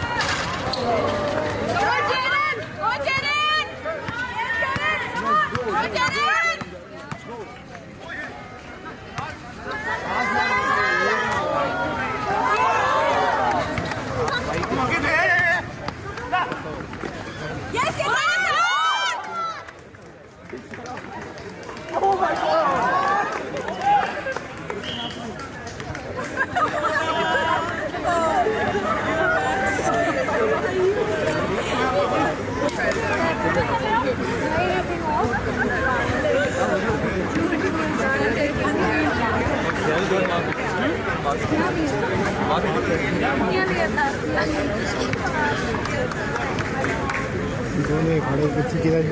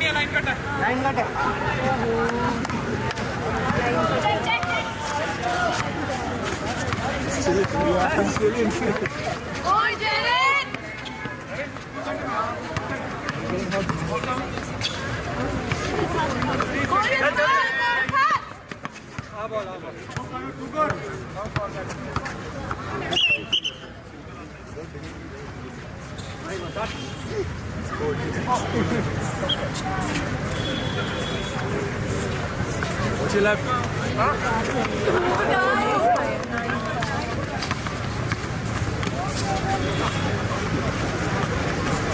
Oh my God!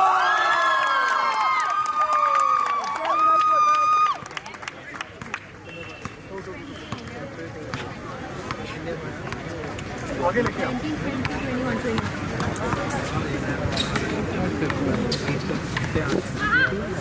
Run, Jared, run! Run, Jared! Come on, Jared! Run! Come on, Jared! Easy, no on you!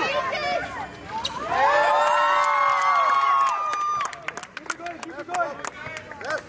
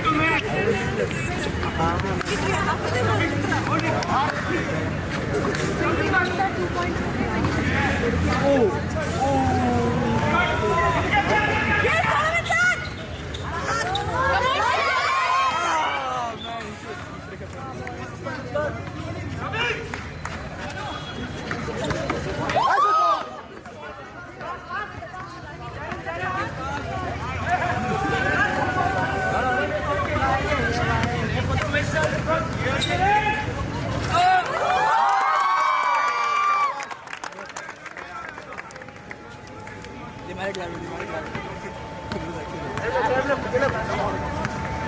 Come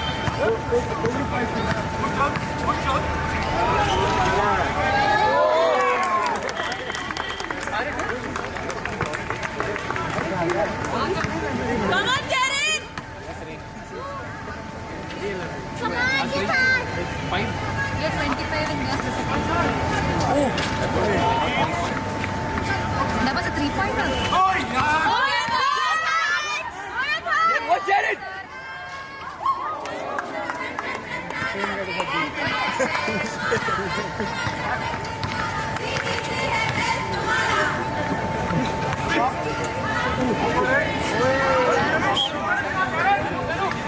camera tripod मोड़ा बाद में guys Aamir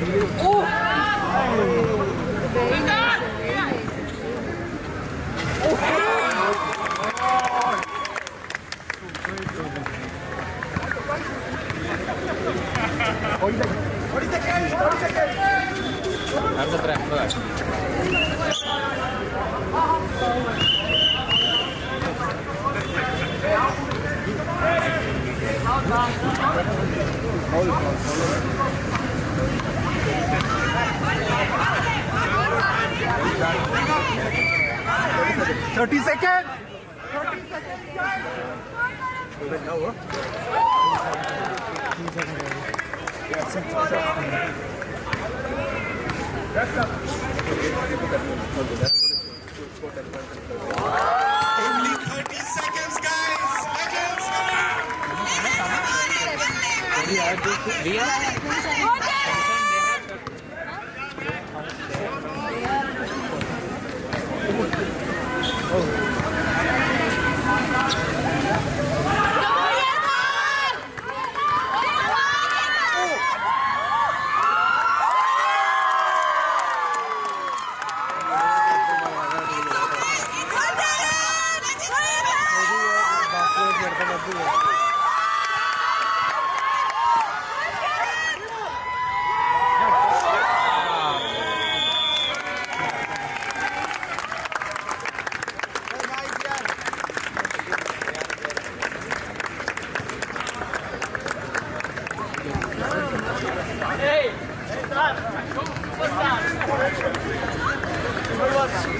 Guys, we have come to the close of the match with the score line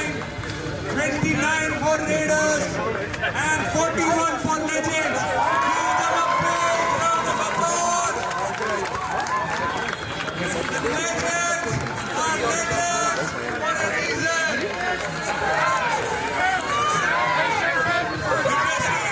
All of us to get onto the court for all the players to assemble for a photo.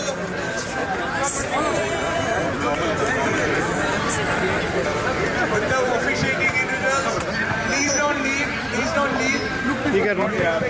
All of us will take a photograph with the team. And this time, we are announcing the player of the match. Player of the match. Any guesses, guys?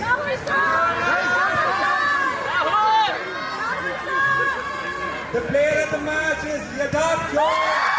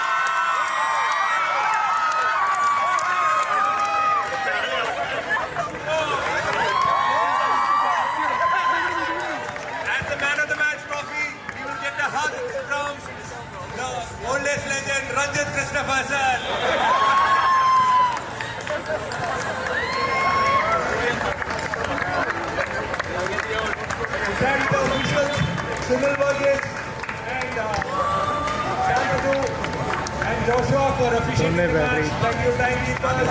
Thank you, Medical College, for providing the humanitarian basketball court for us. And finally, requesting everybody, the crowd, to join for the group photograph. Come on, CDC. A group photograph. Join the players. Requesting the full set of crowd, the whole of CDC to join.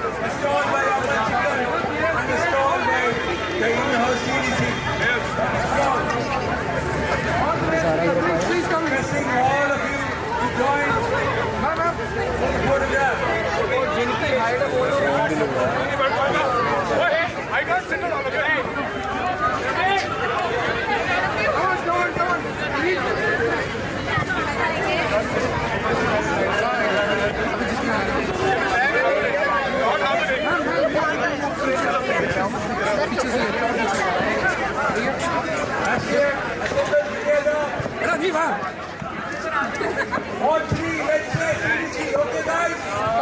Come on, faster.